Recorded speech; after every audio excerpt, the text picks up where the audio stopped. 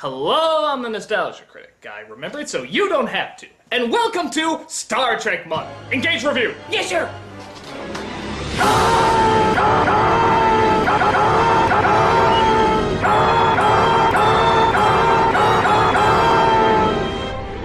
What can you say about Star Trek?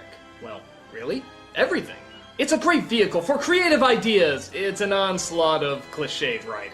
Its characters are timeless and unforgettable. Their personalities are on par with the Ninja Turtles. It's one of the greatest works in sci-fi of all time. It's the corniest schlock you'll ever watch. Everybody has an opinion on Star Trek, but there is one pattern that most people seem to agree on.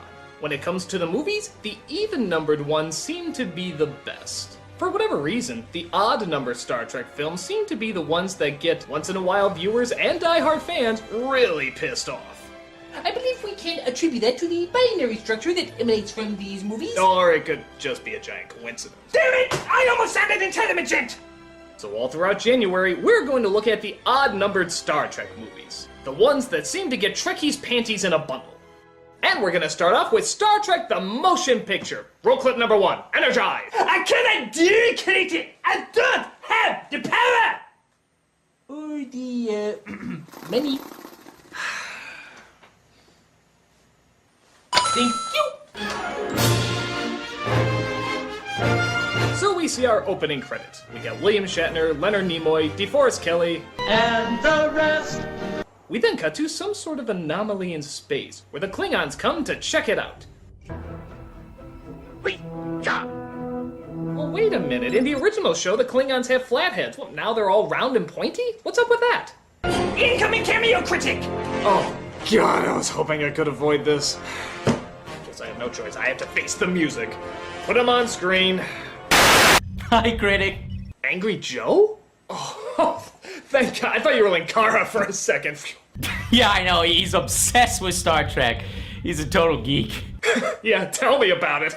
So anyway, I wanted to point out why exactly the Klingons' heads look like that. You see, there's actually several different theories that's popped up over the years. The first one being that the Klingons suffer from the Nechrat, which is a degenerative disease that only their species suffers from.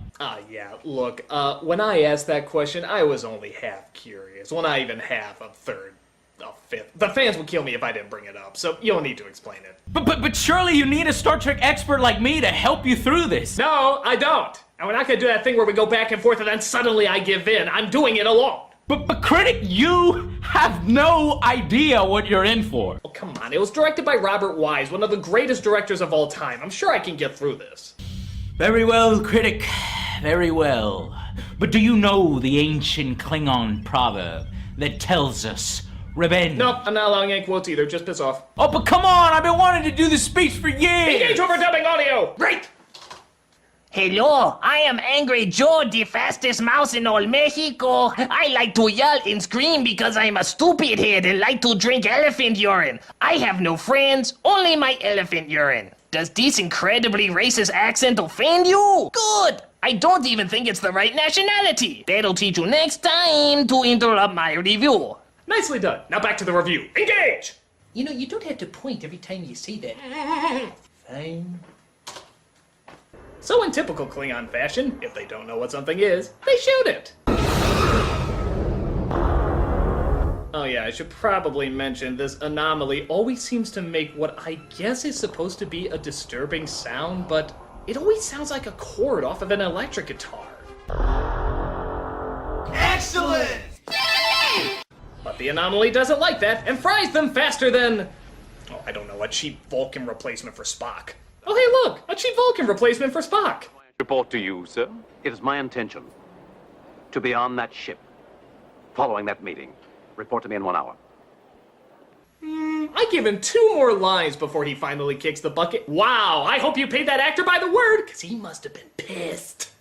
And where's the real Spock, you may ask? He's on the planet Vulcan, about to partake in a ceremony that'll totally wipe out his emotions. But he senses the anomaly and finds he suddenly can't go through it.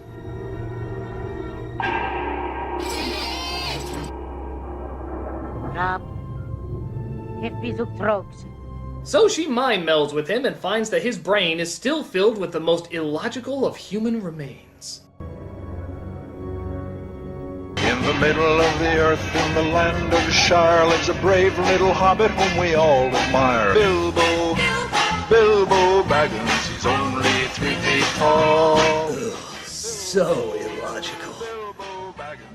But we then see Captain Kirk getting ready to board the Enterprise once again.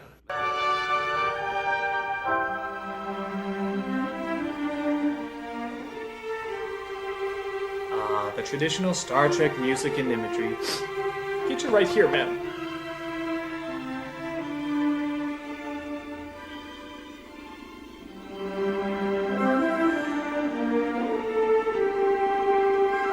Yeah, that's still the ship. Still looking at the ship.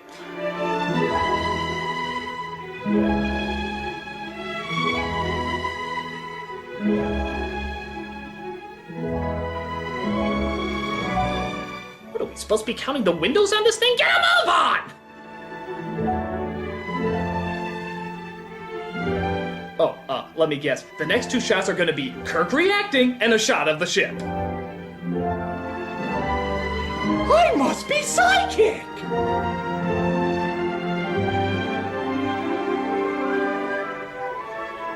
Come on, move it!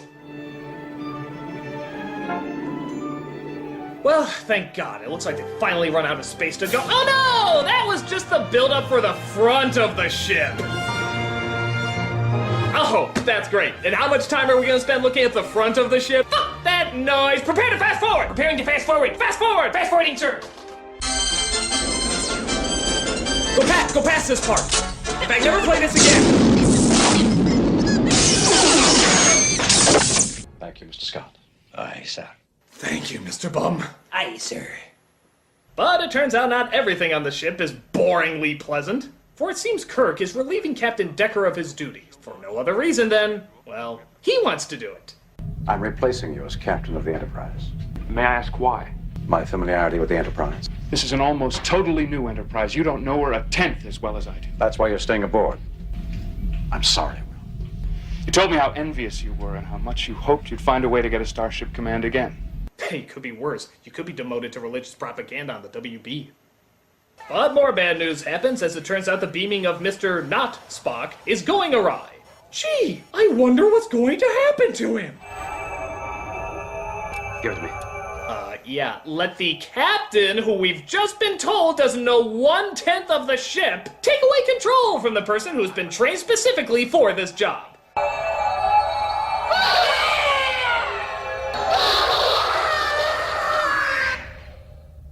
Enterprise. What we got back didn't live long, fortunately.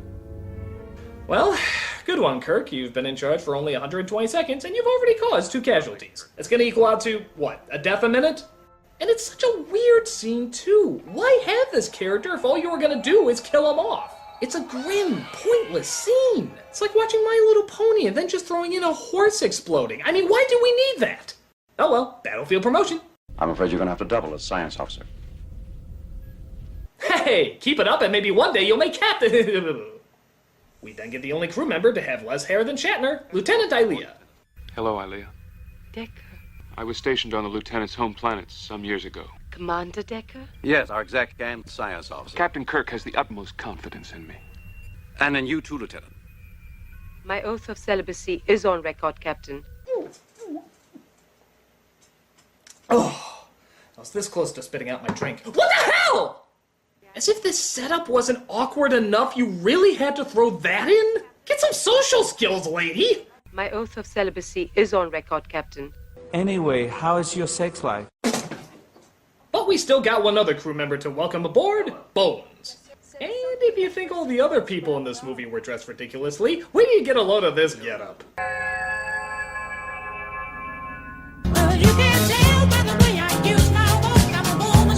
Well, for a man who swore he'd never return to the Starfleet. Just a moment, Captain, sir. They drafted me. Bones is a thing out there. Why is any object we don't understand always called a thing? Why can't it be called a who's-its or a what's-its? So the ship is all ready to go to stop the evil anomaly before it reaches Earth. Take us out. little faster than that, please. Oh god, this is gonna take another hour, isn't it? You're not 2001: A Space Odyssey, okay? The Lord knows I'd love for the computer to wipe out most of the crew if possible.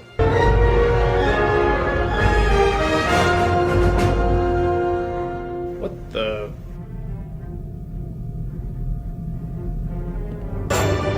Well, I guess that was the action scene in the middle of the picture. I guess they thought they needed a little bit more excitement during this moment, so they threw in a guy nearly missing a door.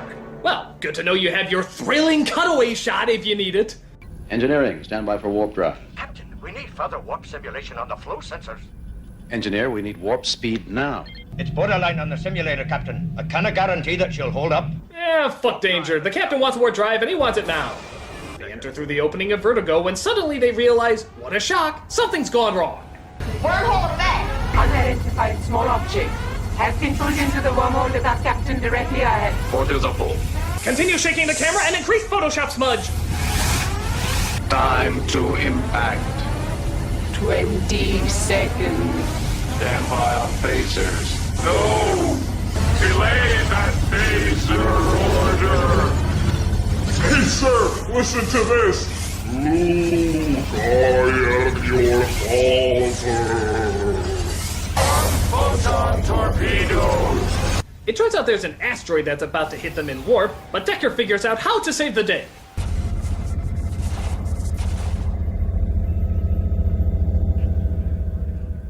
So, just to clarify, Kirk's been in charge for only a few hours, and he's already killed 2 crew members and nearly wiped out the entire ship. I'd follow this man to eternal death. Mostly because I would have no choice. Mr. Scott, we need warp drive as soon as possible. Captain, it was the engine imbalance that created the wormhole in the first place. It'll happen again if we don't correct it.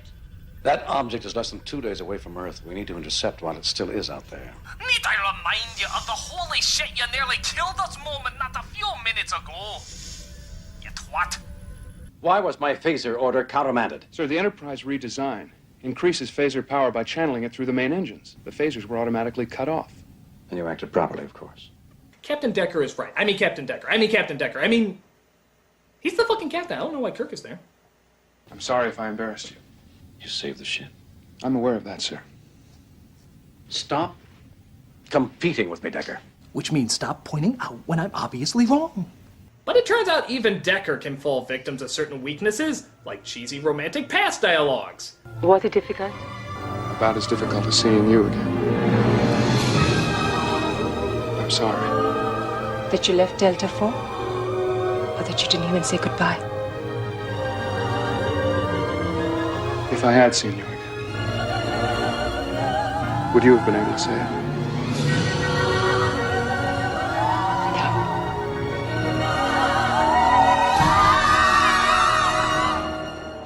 What a pisser.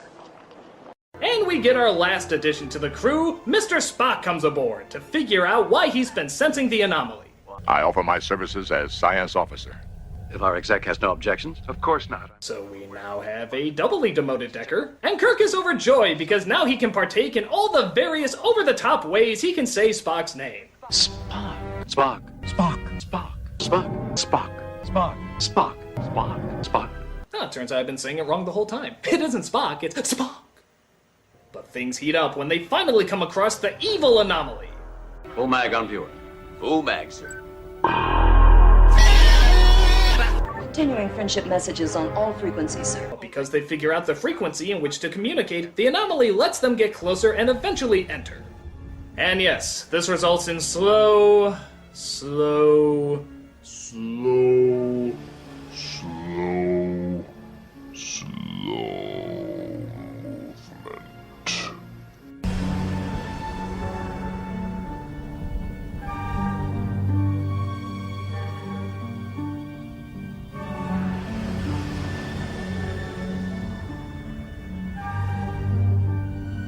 Patterns unrecognizable.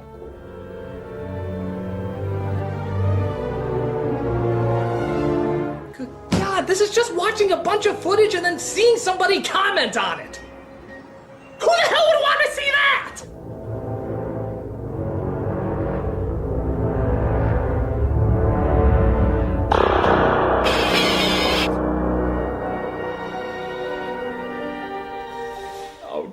Jesus, it just keeps going! Do something, damn it! Fire a laser or some shit!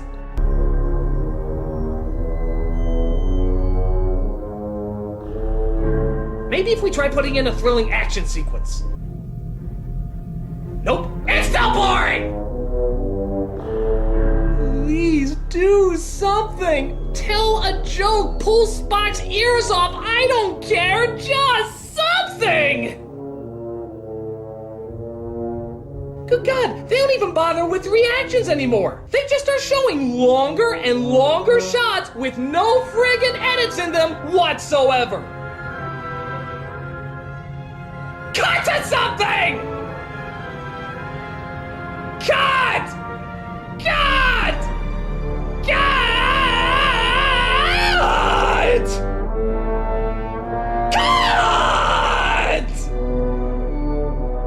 Oh my God, this is agony! This is such boredom! Angry Joe, why didn't you tell me?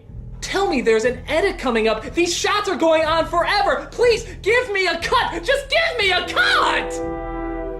Oh, I've done far worse than give you no cuts. I've hurt you, and I wish to go on hurting you. I shall leave you as this movie left me, left all audiences, marooned in the center of a dead screening.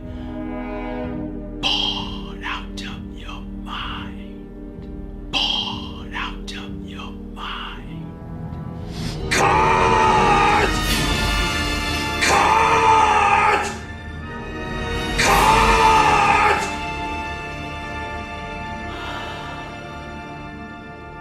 But believe it or not, something does finally happen! Oh, thank God's milky prostitutes! A probe comes aboard and starts taking control of the computer. Well, obviously Spock will find the most logical solution, or he'll go Neanderthal on its ass. Spock smash! Oh, Spock no like the shiny thing! It then takes control of Ilea and vanishes her into thin air.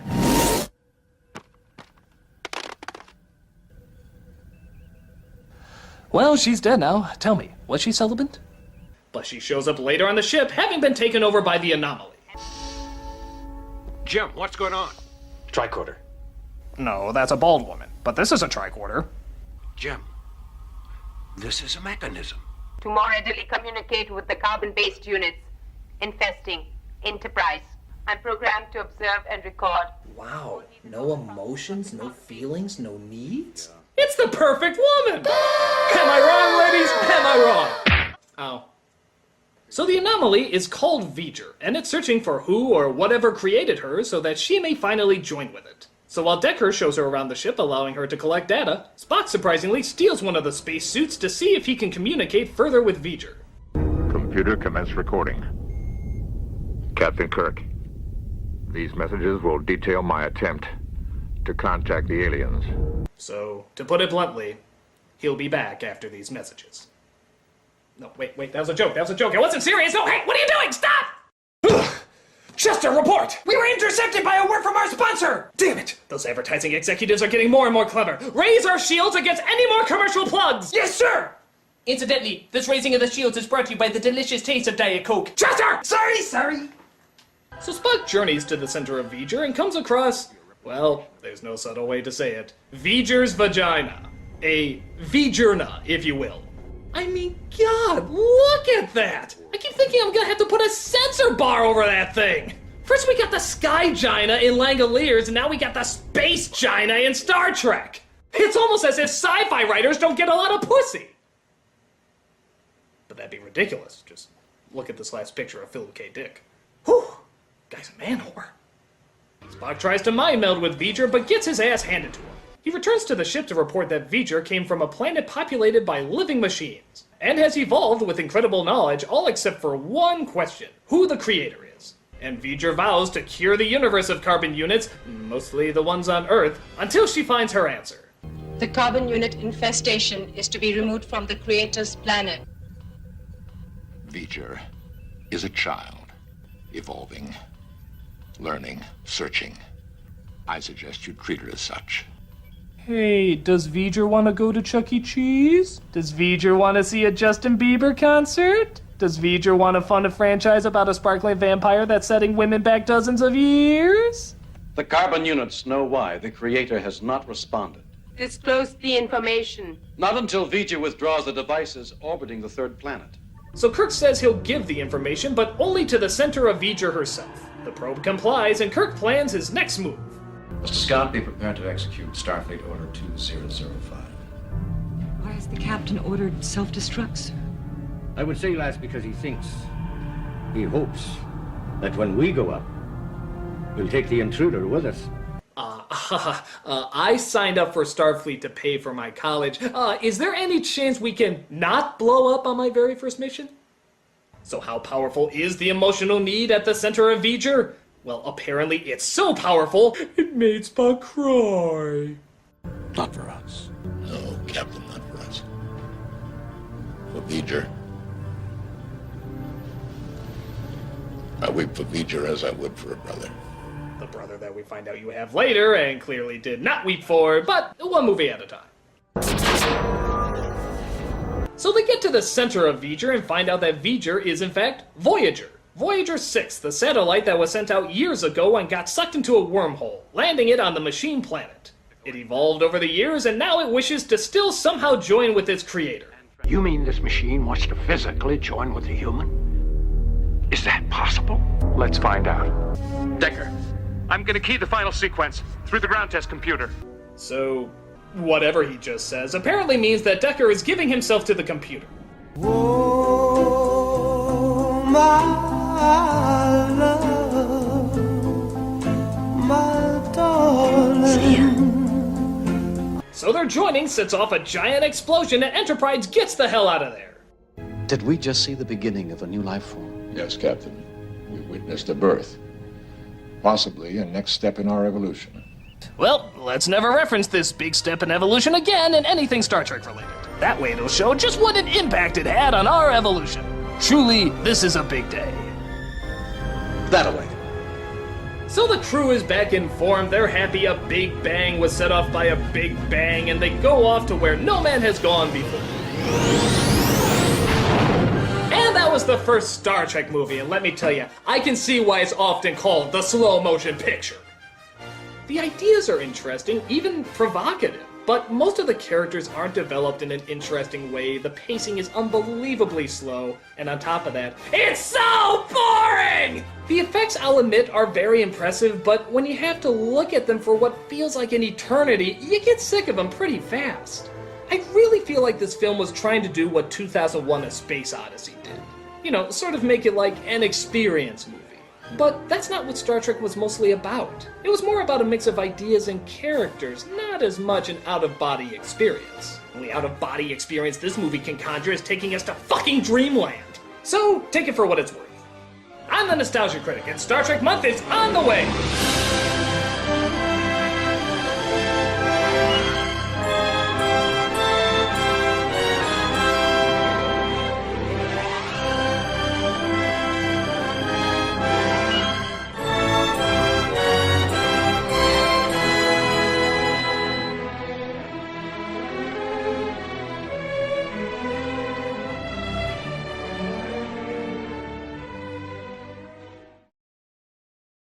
My oath of celibacy is on record.